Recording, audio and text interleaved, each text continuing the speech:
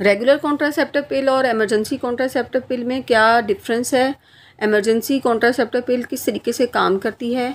क्या हम regular contraceptive पिल की जगह इमरजेंसी कॉन्ट्रासेप्टिव पिल ईसीपी इस्तेमाल कर सकते हैं? क्या ये प्रेगनेंसी के 100% अनवांटेड प्रेगनेंसी को रोकती है? क्या ये अबॉर्शन में हेल्प करती है? ये सारी डिटेल आज की वीडियो में इसकी डोज के बारे में बात करेंगे और ईसीपी टैबलेट के क्या फ़ायदे हैं, क्या नुकसानात हैं, ये सारा आज क्वेश्चन जो है आज की वीडियो में मैं कंप्लीट करूँगी।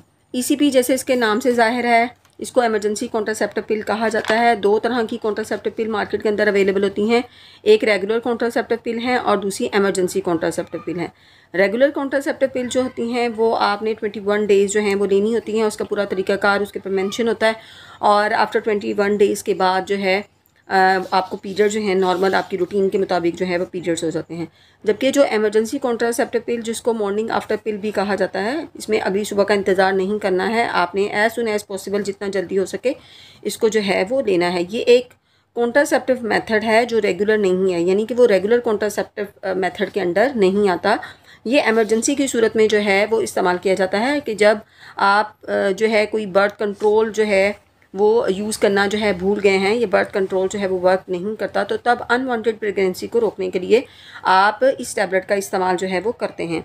इस टैबलेट के अंदर जो इसका एक्टिव इंग्रेडिएंट होता है वो है जी लिवोनोजेस्ट्रल, और ये बाज़ पिल के अंदर जो है ये 1.5 mg में पाया जाता है जो 1 डोज में आती हैं, और बाज़ जो पाकिस्तान के अंदर अवेलेबल हैं जैसे कि तस्वीर में आपको नज़र आ रहा है MK टैबलेट जो कि बहुत ज़्यादा यूज़ करने वाली है, उसमें जो ये एक्टिव इंग्रेडिएंट है वो 0.75 mg में जो है पाया जाता है और ये 2 गोलियों की सूरत में जो है आता है। अगर सिंगल डोज में है तो फिर आपने इसको एज सुन एज़ पॉसिबल आपने इसको ले लेना है, एक ही डोज आपने इसकी ले लेनी है, और अगर 2 डोज में है तो इसकी जो पहली डोज़ है वो एज सुन एज़ पॉसिबल आपने ले लेनी है और जो दूसरी डोज़ है वो आप 12 आवर्स के बाद जो है वो ले सकते हैं। और अगर किसी सूरत में आप भूल जाते हैं इसको लेना ईसीपी टैबलेट को, तो आप 72 आवर्स के अंदर अंदर इसको इस्तेमाल कर सकते हैं, लेकिन जैसे जैसे टाइम गुजरता है उसी तरीके से जो है इसकी इफ़ेक्टिवनेस जो है वो उस पर फ़र्क जो है वो पड़ता है।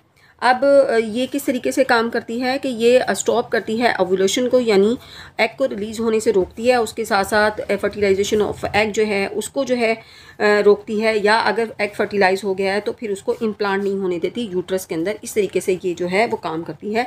ईसीपी टैबलेट जो है वो बिल्कुल वो ख़वातीन जो प्रेग्नेंट हैं वो समझती हैं कि उन्होंने इस प्रेगनेंसी को ख़त्म करना है तो ये टैबलेट जो है वो अबॉर्शन में हेल्प करेगी। तो ये ECP does not cause abortion if you are pregnant, अगर आप प्रेग्नेंट तो बिल्कुल ये अबॉर्शन कॉज जो है वो नहीं करती है। तो अब अगर इसके साइड इफ़ेक्ट की हम बात कर लेते हैं तो इसके साइड इफ़ेक्ट में है सर दर्द हो सकता है, आपको चक्कर की कैफियत हो सकती है, उल्टी और मतली की कैफियत हो सकती है, दिल घबरा सकता है, और उसके साथ साथ जो है इसको लेने के बाद जो है आपके पीरियड डिस्टर्ब हो सकते हैं, आपके जो ब्लीडिंग है वो कम या ज़्यादा हो सकती है, और उसके साथ साथ आपके पेट में दर्द हो सकता है। तो ये इसके पॉसिबल साइड इफ़ेक्ट जो हैं वो हो सकते हैं। उम्मीद है कि आपको वीडियो अच्छी लगी होगी। अगर वीडियो अच्छी लगी होगी तो लाइक, शेयर और चैनल को सब्सक्राइब ज़रूर कीजिए।